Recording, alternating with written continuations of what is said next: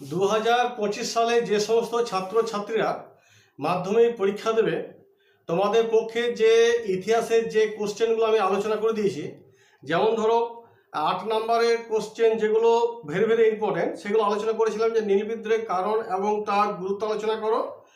আলোচনা করেছিলাম সাঁওতাল বিদ্রোহের কারণ এবং গুরুত্ব আলোচনা করো। আর আলোচনা করেছিলাম যে সংক্ষেপে মহাবিদ্রোহের 1857 সালের মহাবিদ্রোহের চরিত্র বিশ্লেষণ করো। এই কয়েকটা কোশ্চেন আমি তোমাদের আলোচনা করেছি উত্তর সমেত। 8 নম্বর কোশ্চেন।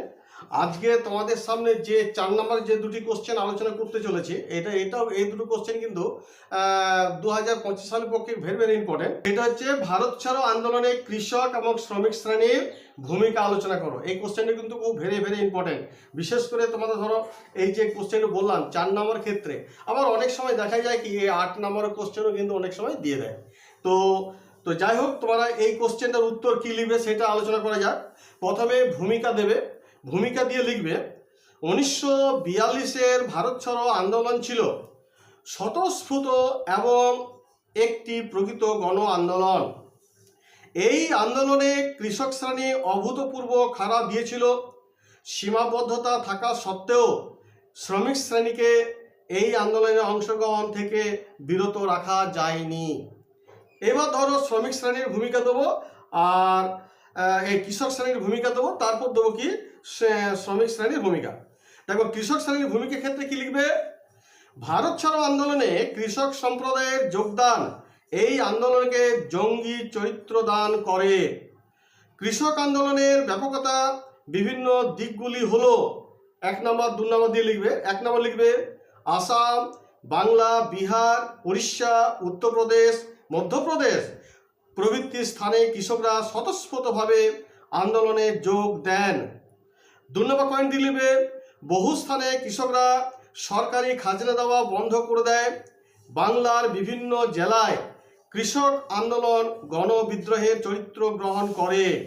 আর 3 নম্বর দিয়ে লিখবে মেদিনীপুরের ত্রাম্বলিপ্ত জাতীয় সরকার গঠনের মাধ্যমে কৃষকরা সমান্তরাল সরকার পরিচালনা করতে থাকে। এবার দেব শ্রমিক শ্রেণীর ভূমিকা। 1942-এর ভারত ছাড়ো আন্দোলনে শুরু হলে ভারতের কমিউনিস্ট দল দ্বিতীয় বিশ্বযুদ্ধকে রাতারাতি সাম্রাজ্যবাদ বিরোধী যুদ্ধের পরিবর্তে জনযুদ্ধ বলে ঘোষণা করে এবং নীতিগত কারণে ভারত ছাড়ো আন্দোলন থেকে সরে দাঁড়ায়। ব্যক্তিগত বিবেকের তাড়নায় কোনো কোনো কমিউনিস্ট কর্মী ভারত ছাড়ো আন্দোলনে বেসরকারিভাবে ব্যক্তিগত সমর্থন জানায়। তারই একটি অংশ ছিল শ্রমিক শ্রেণী। এবার শ্রমিক শ্রেণী আন্দোলনের ব্যাপকতা। 1 নম্বর, গান্ধীজি এবং অন্যান্য নেতৃবৃন্দকে কারারুদ্ধ করার প্রতিবাদে বোম্বাই, নাগপুর, আহমেদাবাদ প্রভৃতি শিল্পাঞ্চলে শ্রমিকরা 1 সপ্তাহ ধরে ধর্মঘট ও কর্মবিরতি পালন করে। 2 নম্বর দিয়ে লিখবে জামশেদপুরে লৌহ ইস্পাত কারখানায় 2 মাস ধরে ধর্মঘট পালন করা হয়। এই দুটি পয়েন্ট দেবে।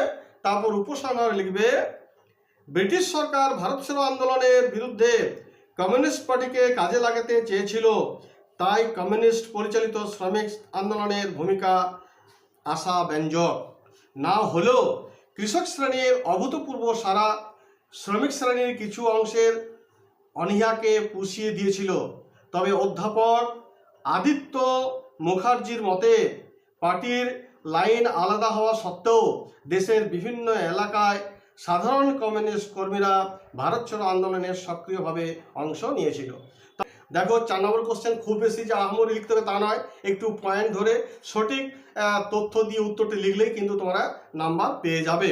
তাই যাই হোক, আমি কিন্তু এই 4 নম্বরের কোশ্চেন আরও কিছু আলোচনা করব যেগুলো 2025 সালের পক্ষে আসার সম্ভাবনা প্রবল।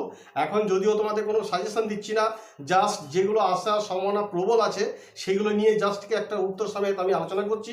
যাই হোক, পরিশেষে বলবো যদি আমার ভিডিওটি ভালো থাকে তাহলে কিন্তু অবশ্যই কিন্তু একটা লাইক করে দিও। আর তোমরা সকালে ভালো থাকো, সুস্থ থাকো, এই কামনা করে ভিডিওটি এখানে শেষ করছি। ধন্যবাদ।